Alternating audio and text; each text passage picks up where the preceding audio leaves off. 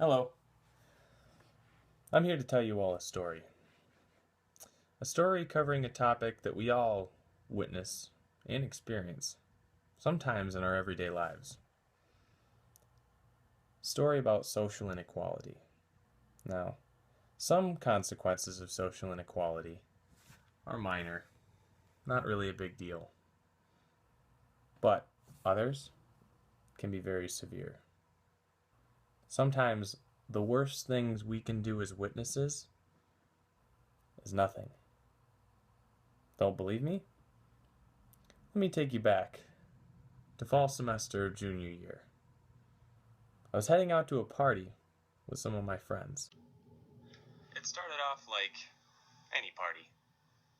You get there, it's dark out, you check the address, ring the doorbell, stand there for an awkward couple seconds. Then the door opens and you're among your friends. Yep, this was a pretty normal party. It was my buddy Grant's birthday, and a lot of my friends were there. And a few people I didn't know. At this point, it just seemed like it was going to be a normal night. It was good to be among my friends. A good while later, as we were talking amongst each other, having fun, like normal people at parties, something happened that just caught my eye. This girl, walking out of her room, she looked nervous. And then there was this guy that was following her off into this closed area, and he seemed to be trapping her and hitting on her like a guy usually would do at a party. Of course, I was still interacting with my friends, but I was preoccupied with what was going on. She was probably in trouble. I didn't know what to do. By this point, a lot of people are saying, well, why didn't you stop them? You saw it. She was obviously in distress. Why didn't you go help her? I would have done that. Well, it's easier said than done when you're looking back or looking in from the outside. As the party progressed, I found myself preoccupied by the couple in the corner. I was worried. I watched her storm off as she finally escaped from him. I'm taking her home. He obviously knew a couple of guys in the group. When he pointed at me for acknowledgement, I just kind of shied away. I shook my head and I didn't really say anything. The other guys seemed to be excited, so I just kept my mouth shut. So, how was my example one of social inequality? Well, think about it. This guy, he's a jerk. But if you put another man in his shoes, what are the odds that this same situation happens again? If you put another girl in her shoes, does the same scenario still take place? Men go to parties all the time. A lot of them go with the goal of picking up a girl. This is looked pretty highly upon among peers. Your friend, you just picked up a girl last night. What a lucky guy. Well, this is an example of sexual scripting, which is a response or behavior learned, socialized in one's life that guides one like a script through their sexual encounters.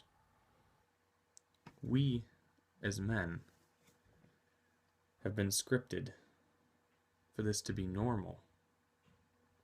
These are gender expectations.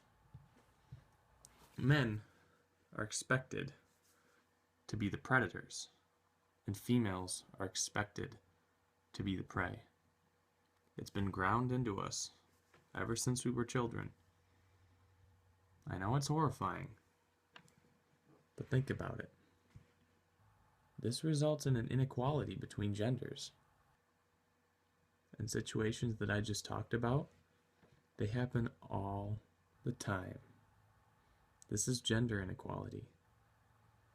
And these situations don't always happen at parties. They happen everywhere. And it is our society that maintains these values by socializing these sexual scripts. It isn't until we open our eyes and understand that we see these things as acceptable, not because they are, but because it's normal. This is how it's supposed to be. No, that's just what we've been taught to believe. Now you ask me, now that I understand these things, if I would have done something differently in the situation. Yes, I would have been more aware of my autonomy. Me, being a male, I am free to say whatever I want. Her, as the victim and a female, she was helpless in this situation. It was on me as a witness. The structure of this whole situation. I knew the guy who lived there. I could have talked to him. I could have talked to the predator. If I would have put him down about what he had said, would that have changed his actions? Probably not, because he understood that it was his role to be the predator.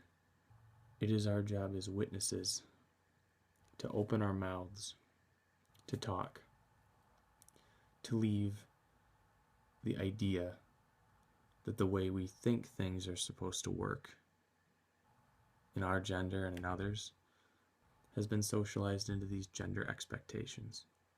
And it's only when we start questioning these gender expectations and talking about them and acknowledging them as something very real, but also something that can be changed, that we will start to understand and maybe change the gender and social inequality going on around us.